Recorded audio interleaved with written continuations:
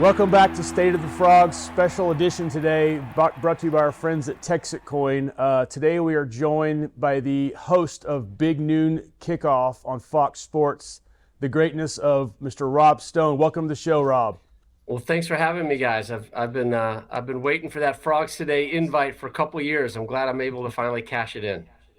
Well, we're honored to have you here to talk a little football. At the present moment, you're in Champaign, Illinois. I think you're there for the Ohio State-Illinois game Saturday for Big Noon Kickoff. What's that? Tell us about that a little bit, if you don't mind. Yeah, no problem. Second time in 3 weeks we've been here in Champaign. We're here a couple weeks ago when USC was in town, and typically our Big Noon Kickoff show leads into our noon Eastern game on Fox, which we do this week, but not all the time. Next week we're very much up in the air. We know our noon game is Washington, Michigan, but there's a couple Big 12 games out there that might have some pretty significant impact on the college football landscape. So we're kind of waiting, but this is what we typically do. Come in on a Thursday, try to sneak in a workout, grab a dinner, get some sleep, adjust to the time zone. I'm out on the Pacific Coast right now.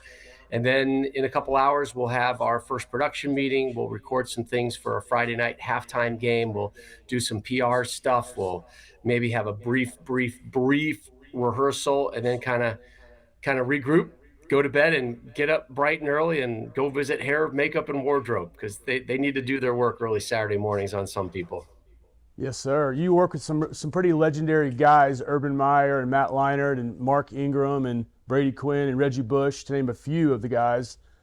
You not being a 100% football guy like those guys, not hyper focused on football, is that an interesting dynamic with you guys and your background? Well, I would think we're actually all pretty hyper focused on college football, but I understand your point. I didn't play the game.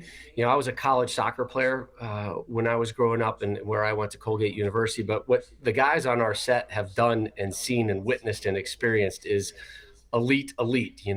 Mark, Urban, and Matt all have national titles. Two of those guys have Heisman's. Brady with Notre Dame and all the tradition and all the lore and everything that he did when he was quarterback for the Irish. So these guys have great pedigree in the sport. I think more importantly, they have a great passion for it as well. And I have that. I think that's kind of what I bring to it is my job is to make these guys look and sound as good as humanly possible. They do a great job. They really don't need my help. So I'm there to kind of fill in some of the spots here, but also to prove and to show to the audience, hey, welcome. We'd love to have you here. We're a 2-hour show typically, and we want people walking away from that show and saying, man, I'd love a beer with those dudes. Like those guys seem like pretty good cats. So that's part of our job, part of my job, and also to be the fan, right? Why am I excited about Illinois and Ohio State tomorrow? There's a gazillion reasons why I'm excited. I'm always excited when there's a chance for an upset, when number one has the potential to go down, and the chaos that creates in college football and how that shuffles the deck for programs from coast to coast. Just look what happened last week with Texas and Penn State both losing on the road. These are teams that were 1 and 2 in the AP preseason poll, and now they're not even ranked. So college football has kind of given us this roadmap of chaos week in and week out, and it's fun to kind of go along for the ride with it and try best to situate our audience and our analysts for what is coming ahead on Saturday, and then to regroup and pivot from all the chaos that tends to happen on Saturdays. Wonderful. You talked about your soccer background, a little bit of like the touch there. Our crack research department has determined that you, in fact, are part of the Connecticut Soccer Hall of Fame. Congratulations. That's a pretty big deal. Yeah, good job finding Wikipedia over there. Yeah, soccer was my first sport. That's what's really deep down in my DNA, in my cells. I'm lucky enough to have covered a ton of World Cups for ESPN and now for Fox as well. And soccer is what got me into this industry, caring about the sport, loving the sport. Back at a time when not a lot of people really gave too much about soccer, and now look where soccer is on our planet. More games than any city for next summer's World Cup will be in the Dallas-Fort Worth area. I look at what your TCU women's soccer program has been doing the last couple years and how they're elite and they're always inside the top 20, if not even higher. So that gospel of soccer has certainly spread. But as we know, on college campuses, the bread and the butter, the money maker, if you will, is still college football. For sure. You've covered Major League Baseball, the NFL, the NCAA, pro bowling, soccer, like you said.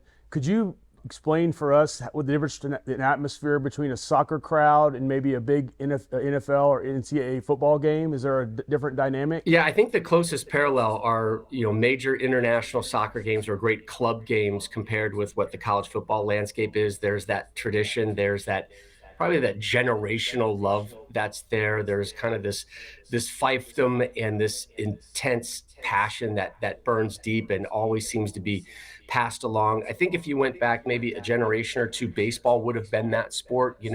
If your dad or grandfather grew up a St. Louis Cardinals fan or Chicago Cubs fan, when you were growing up, you were on their lap and you were watching game after game after game with the Cardinals and Cubs. I think that has kind of pivoted a little bit now. Clearly in Europe, that is soccer. In the United States, I believe that's college football. I believe soccer is starting to trickle in there because more and more parents are like me who grew up as soccer fans and they're passing it on to their kids. But the passion, the intensity, the enjoyment, the happiness, also the pain factor that goes with international soccer is right there with college football as well. They're the ones tailgating. They're the ones who have the songs inside the stadium more so than I think the NFL. So for me, those are the two closest parallels, and those are my two favorite sports as well. For sure. I know my producer's excited, but we're very excited for the 2026 FIFA World Cup coming to town, and you'll be a huge part of that as well. So congrats on that. Any football in your background, Rob?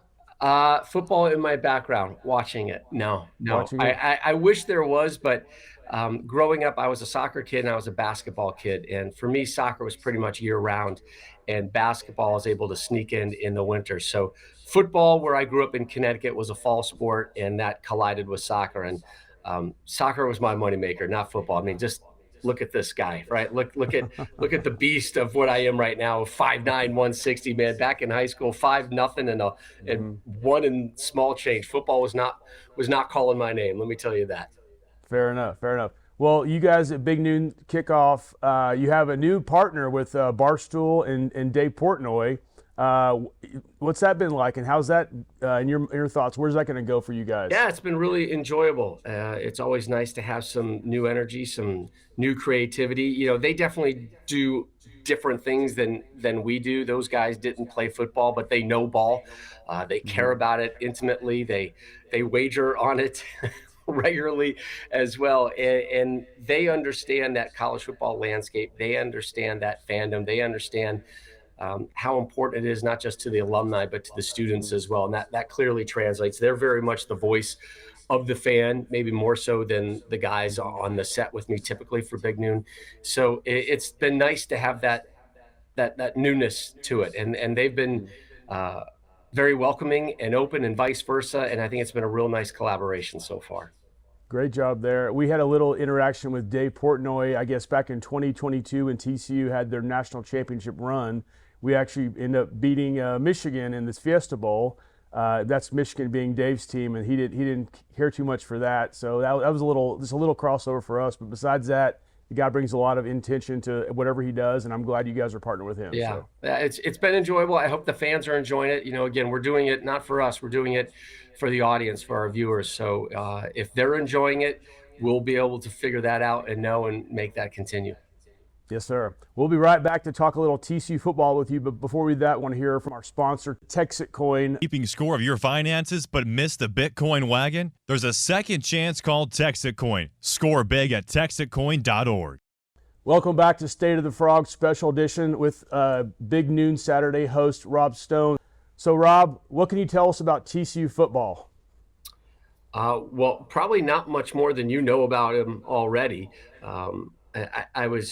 I was so disappointed in that loss at Arizona State because I knew you guys were on the cusp of really starting to rise up the AP top 25. And I know where the Big 12 sits right now in the general college football conversation. It's the Big 10, it's the SEC, and then the ACC and the Big 12 kind of chip away, trying to get up there, trying to be that number 3 conference and try to maybe sneak their way somehow into the top 2. So the more programs, the better for the Big 12 that are inside the top 25. And TCU had just snuck in there, and then that difficult loss.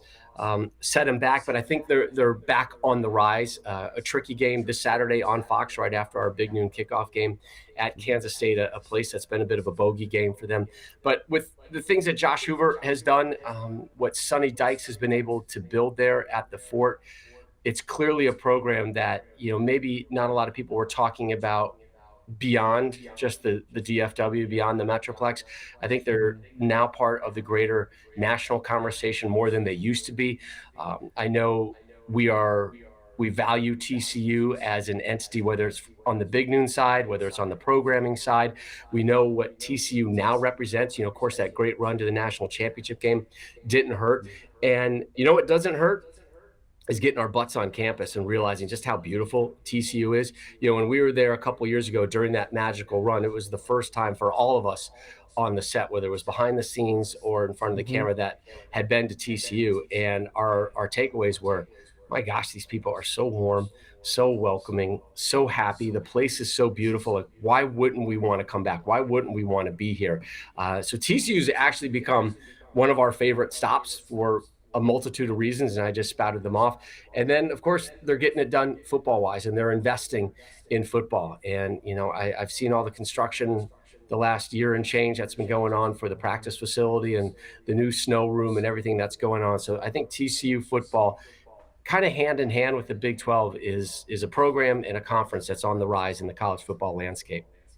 Thank you for the words. You covered the 2022 Texas Tech game here in Fort Worth, and then again in 2023 the Deion Sanders first game ever. The game that really ignited Coach Prime in Colorado. Right. Had TCU won that game, there wouldn't be that level of conversation that we still have about Deion in Colorado. In fact, during our Fox College Football seminar back in August, we had a graphic that came up, and the most recognizable name in college football coming into the season, it wasn't Arch Manning, it wasn't Jeremiah Smith, it wasn't Ryan Day, it was Deion Sanders. Coach Prime was the most recognizable name, the most recognizable face in college football. I really wonder where that would have been had TCU beaten him in his debut there in the Fort, and they didn't. And Colorado just kind of ran with it. And since then, they've been a great thing for college football. They've been a great thing for the Big 12. Certainly a struggle this year, a lot of holes to fill as well. But I find that game interesting. We were there for it, and had the tale been different, I wonder what the Deion story would have been. That's a great point. Venture to say that they're probably not as strong a team as they were this year as last year. They're having some struggles, so maybe that's going to change some things. But they have so many new players over there, and I want to talk to you a little about NIL stuff at some point. But so many new transfers to Colorado and amongst other teams. What are your thoughts on the NIL and the player transfer portal? Yeah, it's really interesting. It's certainly a different college football landscape than what our fathers and our grandfathers watched on television and witnessed in the stands. And I don't want to be the grumpy guy, who's mowing his lawn with the socks and the flip-flops on. So I've just embraced it. This is what college football is. There's programs that are complaining about having to go 3 time zones away for their games. Tough, like go kick rocks. I don't care, because that's what college football is right now. The transfer portal, that's what college football is right now. And if you're not playing it, you're going to lose it. Clemson and Dabo Swinney had built a mini empire there in South Carolina, and then kind of his reluctance to dip his toes into the transfer portal has burned him. You have to play that game. You have to play the NIL game. You have to expect that you're going to have these guys 1 or 2 years, and you're really lucky if you get a 3 or 4 year type guy. And I think the coaches still would want to build with guys who've been there for 3 and 4 years. They want to use that depth. I think there's less and less depth year in and year out at some of these big programs. That's why maybe in Alabama and Georgia are dropping a little bit, and other programs are starting to sneak into the conversation and being more of a routine team inside the top 20, rather than just, hey, here's the six real contenders for the national title. I think the last couple of years we're like, all right, maybe it's 8 now, maybe it's 10. This year, I think we're even talking about, obviously 12 teams are in the college football playoff, but I think you're saying to yourself, hey, there's 12 or 14 teams that I'm really curious about that I think on any given Saturday have the opportunity to get a big win and get themselves further along in the college football playoff scheme. And I think TCU and Sonny Dykes have done a great job to position themselves, to put themselves in that conversation. But the margin for error for the Big 12 is so thin. I think we'll know that the Big 12 has finally made it when they get more than one team in the college football playoffs.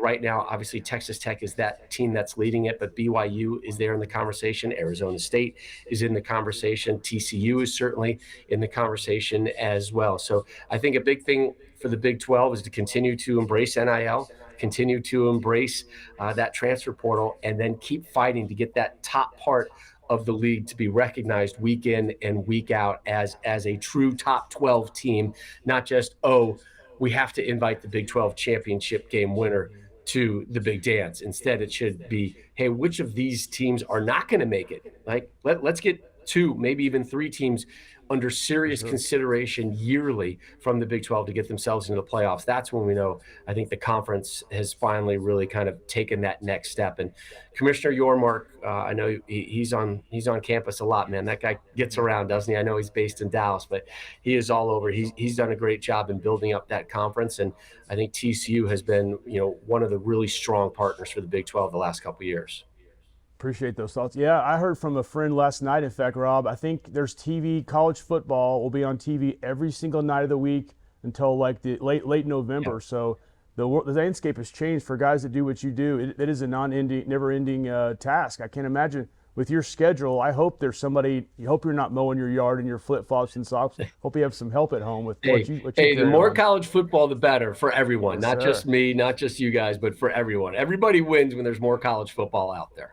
Yes, sir. Well, you mentioned Josh Hoover a second ago. Do you know? You mentioned. I know you know a little bit about him, but have you had any more experience with Josh? Because he's a hell of a guy. So listen, I've become a TCU fan the last couple of years, and I watch just about every single game. Like whenever I can, I'm watching it. So I clearly had eyes on at least the second half of the Colorado game, and to me, Josh has a little Baker Mayfield in him. He's got some of that little swagger, some of that. Hey, I don't care, whatever it is, even if it's the little flow of the hair, his size, the ability to run and escape, the fact that he's a gunslinger and not afraid to drop things in. Obviously what Baker's done for the Bucs this year with these fourth quarter comebacks and these last second drives, I feel like Hoover's kind of that college equivalent right now. When he's got the ball in his hands, you feel good about your chances. We talked to Todd McShay on our podcast, The Triple Option, a couple weeks ago, and his eyes lit up when I brought up Josh Hoover. So the NFL knows about this guy. The Big 12 knows about him. I don't know if all of college football knows about him to the degree that they should. And again, I go back to that Arizona State loss. Had TCU won that game and the turnovers weren't there, I think when we're doing, our club Heisman on Big Noon Kickoff, Josh Hoover's name is going to be brought up. Not too late. You don't win Heisman's in late September and early October. You do it in November. So TCU and Josh still have some opportunities to increase their credentials and get back in that conversation. But I think Josh Hoover is one of the top quarterbacks in a really good quarterback conference in the Big 12. And I think he's one of the top QBs that you're going to be talking about come draft time. Lovely. Rob, so you travel often. You go to all these college towns for these big games. Is this still, I know it's a job, but is it still exciting to walk into those atmospheres? Look at my smile, man. Look at my smile. I love it. It's incredible. How can you not be happy to be on college campuses? I'm a bit of a college nerd.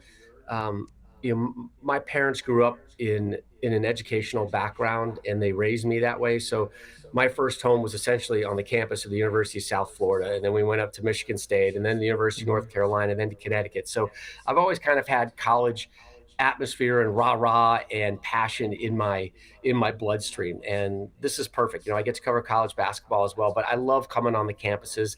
I love, kind of feeding off that energy and that creativity and that intelligence and that, not stupidity, but you know what I'm talking about, right? Like the kids can do things that we can't do anymore.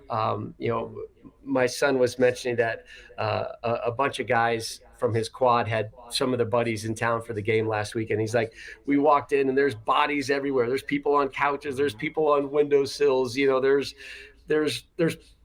properly chilled beverages over there. And they're able to do things that I remember doing and I'm jealous about. So it's fun to wake up early Saturday mornings and then kind of pivot in my chair and look at the crowd behind me and hear them yelling and screaming and going, man, I remember those days when that was me at 9 a.m. or 8 a.m. and able to get up and do questionable things, but do it right and do it at 100% level. So I never get tired of showing up on college campuses. That's amazing. Do you and the other hosts on the show, the guys we mentioned, do you guys get time to have a little fun on the road ever? Or is it always work? Yeah. So I wish we had a little more fun.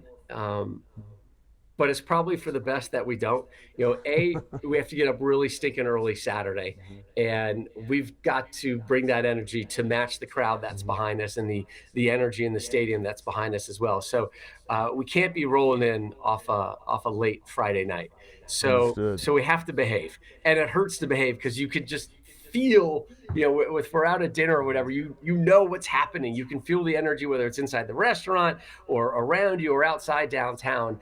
And it's just like, be on your best behavior. Let's make good decisions. Let's go back to the hotel, put your head down, make sure the show is written, go over some of your notes one more time. Read a book and try to go to bed because we were up really stinking early. But having said that, on Thursdays and Fridays, it is nice to get out when we can. And it's hard, but I was here in Champaign a couple weeks ago and I took in the women's soccer game and they had an upset win over ranked Penn State. So that was cool to me to take that in. I like walking around the downtowns and seeing if there's a record shop or a bookshop or walking by, some of the college bars, if you will, right? And just hearing the noise and seeing the energy and smiling. I mean, I'm smiling right now because I love that time of life that I had, and I want the same for my kids, and I'm happy to see at all these campuses that these kids are doing it right, man. They're getting smarter, but they're having a heck of a 4-year run, enjoying things too. That is so great. It sounds like you're a reader, Rob. What are you reading currently, if you mind me asking? Let's see. So I have this one, A Woman of No Importance. Nice. Untold Story of the American Spy Who Helped Win World War II. And then I stole a book from the hotel here. Hold on. It's a big one. So it's another kind of military one.